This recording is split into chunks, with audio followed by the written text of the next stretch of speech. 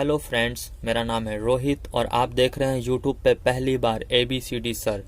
दोस्तों, आज मैं आप लोगों को ट्रिपैनोसोमा पढ़ाने जा रहा हूं। जो ट्रिपैनोसोमा ये आप सभी जानते हैं कि ट्रिपैनोसोमा वेरी वेरी इंपॉर्टेंट और वेरी वेरी मोस्ट इम्पॉर्टेंट ये टॉपिक है, जो हर एक परीक्षाओं में, कंपटीशन हो या फिर कोई ग्रेजुएशन का एग्ज़ाम हो, BSc फाइनल ईयर में ट्रिपैनोसोमा के बारे में बहुत सारे क्वेश्चन बनते हैं। तो दोस्तों, बिना देरी किए मैं आप लोगों को ये स्टार्ट करता हूँ वीडियो। तो दोस्तों, मैं आप लोगों को पढ़ाने जा रहा हूँ ट्रिपैनोसोमा। आप सभी जानते हैं कि ट्रिपैनोसोमा जो होता है एक परजीवी होता है। ट्रिपैनोसोमा एक परजीवी होता है जो क्लास प्रोटोजोआ से बिलोंग करता है, हम जानते हैं कि ट्रिपैनोसोमियासिस रोग होता है जो ट्रिपैनोसोमा से ही होता है। अगर आप लोग ये नाम नहीं सुने होंगे तो आप लोग निद्रा रोग नाम तो सुने ही होंगे। ये निद्रा रोग जो होता है वो मध्य अफ्रीका में पाया जाता है। मध्य अफ्रीका में लोगों में यह निद्रा रोग होता है, जिसमें रोगी बहुत सारा नींद लेता है, हमेशा मतलब दिन भर सोता ही रहता है और सोते सोते उसकी मृत्यु तक हो जाती है। तो समझ सकते हैं आप कि ये कितना इम्पोर्टेंट है। ट्रिपैनोसोमियासिस ये बहुत ही एक घातक बीमारी होती है जो ट्रिपैनोसोमा नामक परजीवी से होती है। तो ये जो ट्रिपैनोसोमा है ये एक परजीवी होता है। ट्रिपैनोसोमा एक परजीवी होता है जो प्रोटोजोआ नामक संघ फाइलम से बिलोंग करता है। तो आप देख सकते हैं सिस्टमैटिक पोजीशन सबसे इम्पॉर्टेंट होता है। ये इसका सिस्टमैटिक पोजीशन एग्जाम में पूछ देता है। तो आप देख लीजिए, फाइलम, इसका जो फाइलम होता है वो प्रोटोजोआ होता है। क्लास इसका जो होता है ज़ूमेस्टिगोफोरा होता है। ऑर्डर जो होता है काइनेटोप्लास्टिडा होता है। इसकी फैमिली होती है ट्रिपैनोसोमियासी और इसका जीनस जो होता है वो होता है ट्रिपैनोसोमा और इसका जो स्पीसीज होता है वो होता है गैम्बियंस।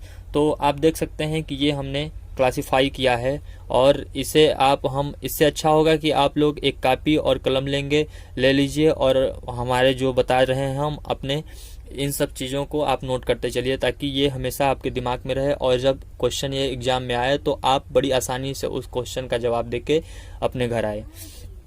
तो इसका हैबिट एंड हैबिटेट जो होता है, इसका वास स्थान, आप देख सकते हैं कि ट्रिपैनोसोमा जो होता है इसका वास स्थान जो होता है वो मानवों के रुधिर में पाया जाता है। कहाँ पाया जाता है? मानव के रुधिर में पाया जाता है। हम जानते हैं कि ये ट्रिपैनोसोमा जो होता है द्विपोषी होता है। द्विपोषी का मतलब ये होता है दोस्तों कि ये दो जगहों पे पाया जाता है। मतलब जैसे ये दो जगह पे पाया जाएगा। देखिए, पहला तो होता है मानव, इसका जो प्राइमरी पोषक होता है वो मानव होता है और द्वितीयक पोषक जो होता है वो होता है हमारा सीसी मक्खी होती है। तो इसका वास स्थान क्या होता है? मानवों के रुधिर में पाया जाता है। यह द्विपोषीय सूक्ष्म जीव होता है।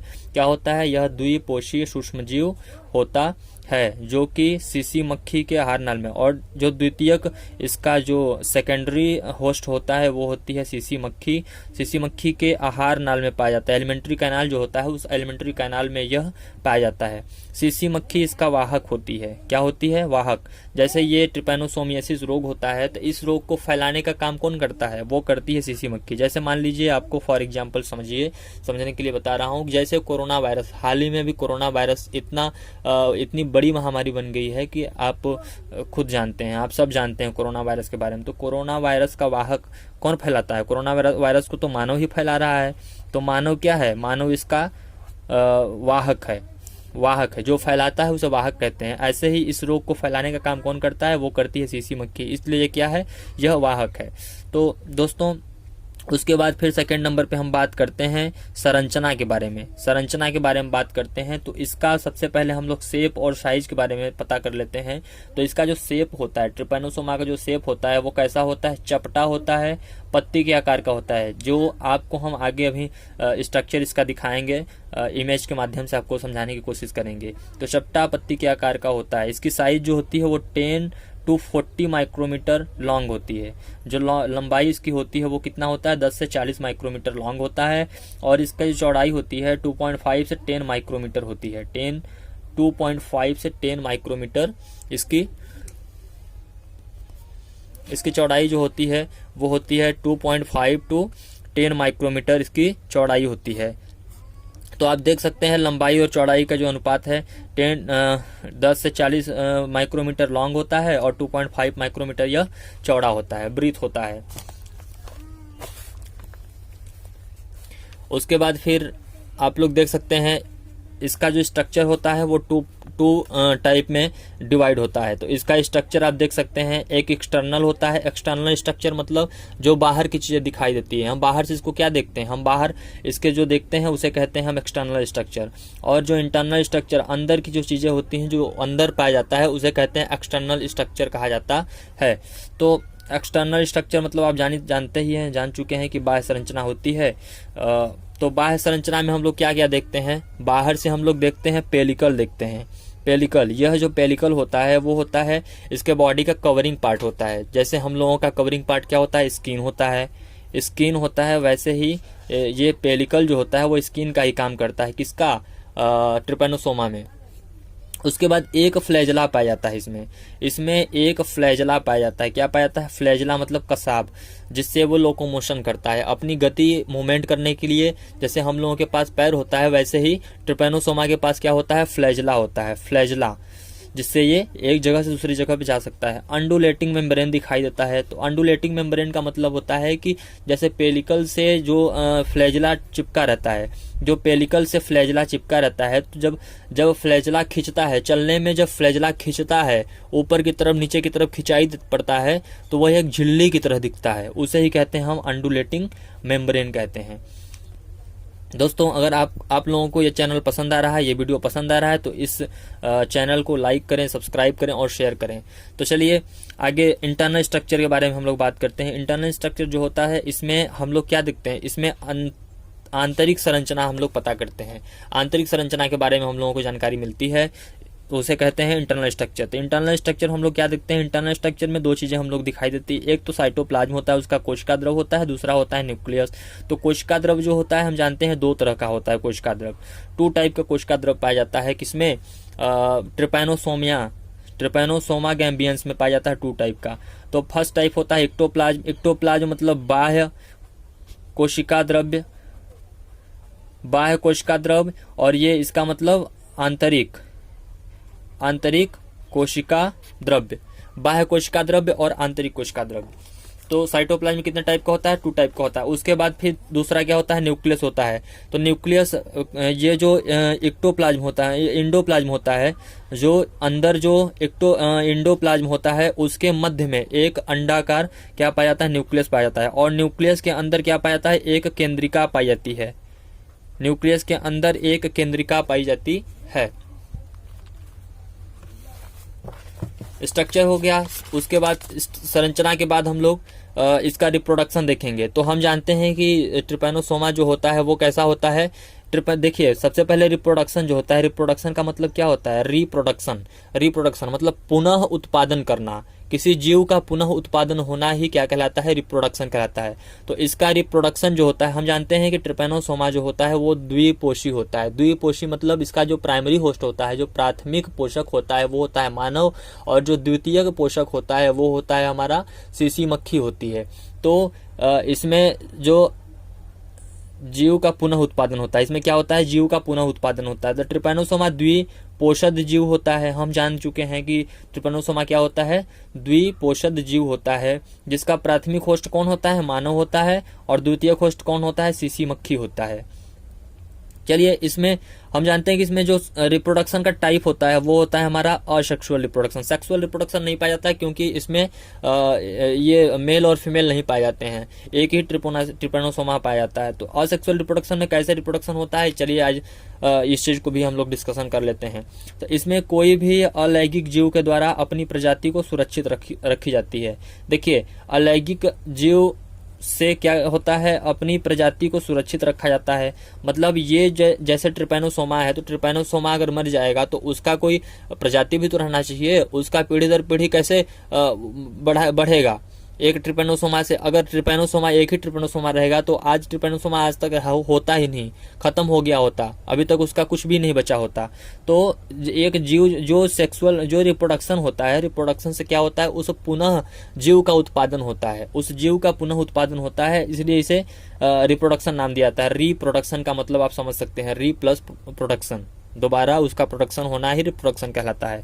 तो इसमें जो रिप्रोडक्शन का टाइप होता है वो असेक्सुअल रिप्रोडक्शन होता है। असेक्सुअल रिप्रोडक्शन किस तरह से होता है ट्रिपैनोसोमा में, वो होता है लॉन्गिट्यूडनल बाइनरी फिजन, मतलब किसी चीज देखिए, किसी चीज में इस तरह से डिवीजन होना, इस तरह से डिवीजन होना, ये अलग और ये अलग, इसे कहते हैं लॉन्गिट्यूडनल। और एक इस तरह से होता है, इस तरह से आधा उधर बट गया आधा इधर, तो इस रिप्रोडक्शन, ये भी एक रिप्रोडक्शन का पार्ट होता है। तो इसमें जो होता है लॉन्गिट्यूडनल बाइनरी फिजन होता है, जिसमें एक ट्रिपेनोसोमा से 2 ट्रिपेनोसोमा का निर्माण होता है। तो सबसे पहले देखिए, सबसे पहले काइनेटोप्लास्ट जो होता है, उस काइनेटोप्लास्ट और ब्लिफेरोप्लास्ट, ये दोनों में डिवीजन होता है। सबसे पहले कहाँ होता है, काइनेटोप्लास्ट और ब्लिफेरोप्लास्ट में डिवीजन होता है, युग्मित होकर संश्लेषित हो जाते हैं। मतलब जब डिवीजन हो गया, एक जगह से डिवीजन हो गया, जैसे मान लीजिए ये ट्रिपेनोसोमा हो गया, जैसे मान लीजिए ये ट्रिपेनोसोमा हो गया, ब्लिफेरोप्लास्ट मान लीजिए यहाँ पे है, यहाँ पे ब्लिफेरोप्लास्ट है, तो इसमें जब डिवीजन होगा तो 2 बनेंगे। जब 2 बनेंगे तो एक इधर आगे जाएगा नीचे, मतलब एक इस साइड चला जाएगा और एक इस साइड चला जाएगा, इस साइड आ जाएगा। तो इस तरह से सबसे पहले क्या होता है, काइनेटोप्लास्ट और ब्लिफेरोप्लास्ट का डिवीजन होता है।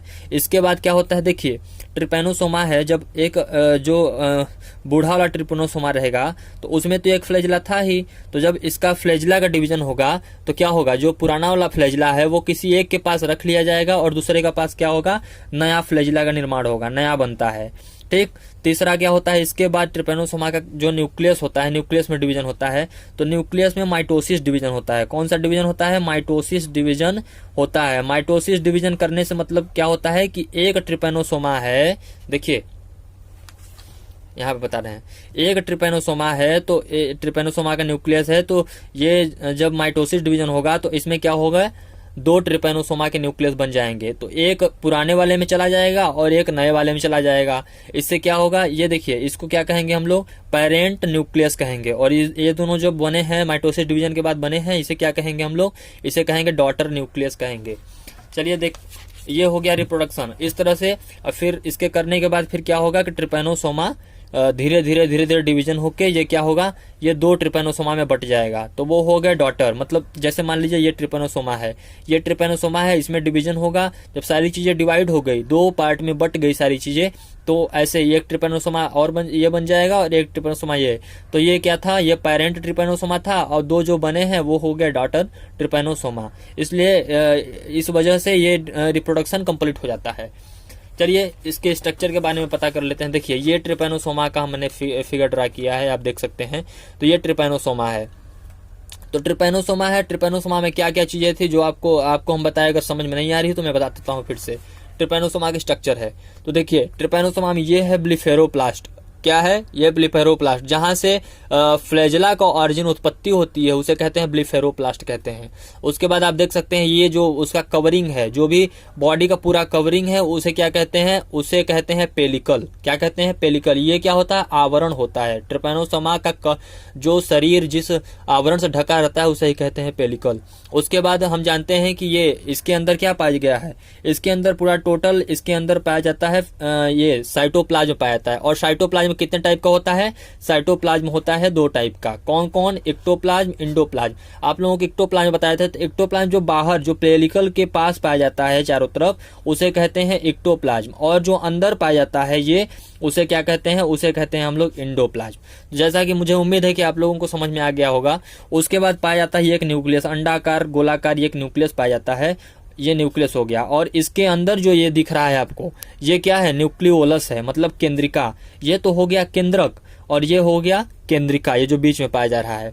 उसके बाद देखिए अंडुलेटिंग मेम्ब्रेन क्या होता है, जब ये मान लीजिए ट्रिपेनोसोमा है और ये देखिए आपका फ्लैजिला है, ये क्या है, आपका फ्लैजिला है। जब ये ट्रिपेनोसोमा मूवमेंट करता है, जब आगे पीछे बढ़ता है, जाता है, रेंगता चलता है, तो क्या होता है, इसका जो ये पेलिकल है, जैसे मान लीजिए यहाँ पे इसका जो पेलिकल है, ये वाला जो पेलिकल है, ये पेलिकल खिंच जाता है, तन जाता है। तो जब तन जाता है तो क्या ये पतली मेम्ब्रेन की तरह प्रतीत होता है, पतली मेम्ब्रेन की तरह दिखता है, तो इसे ही कहते हैं क्या, अंडुलेटिंग मेम्ब्रेन कहते हैं, कहा जाता है। उसके बाद आप जानते हैं कि पूरे ट्रिपेनोसोमा में क्या पाया जाता है, साइटोप्लाज्म पाया जाता है। और उसके बाद फिर इसमें एक फ्लैजिला पाया जाता है। देखिए ये फ्लैजिला यहाँ से उत्पत्ति हुई है और जुड़ते पूरे बॉडी में जुड़ते कहाँ आ गया है, ये आ गया नीचे। तो ये ट्रिपेनोसोमा। इस तरह से ये टॉपिक खत्म होता है। जैसा कि मुझे उम्मीद है कि आप लोगों को समझ में आ गया होगा। तो अगर आप लोगों को मेरा वीडियो पसंद आता है तो आप वीडियो को लाइक करें, सब्सक्राइब करें मेरे चैनल को, और उसके बाद ज़्यादा से ज़्यादा शेयर करें, जिससे मुझे मोटिवेशन मिलता रहे और आप लोगों के लिए मैं रेगुलर वीडियो अपलोड करता रहूँगा। तो इसलिए तो आप लोगों का वीडियो देखने के लिए बहुत बहुत धन्यवाद। थैंक यू वेरी मच, और मिलते हैं अगले वीडियो में, नेक्स्ट वीडियो में। तब तक के लिए bye bye, tata, thank you very much.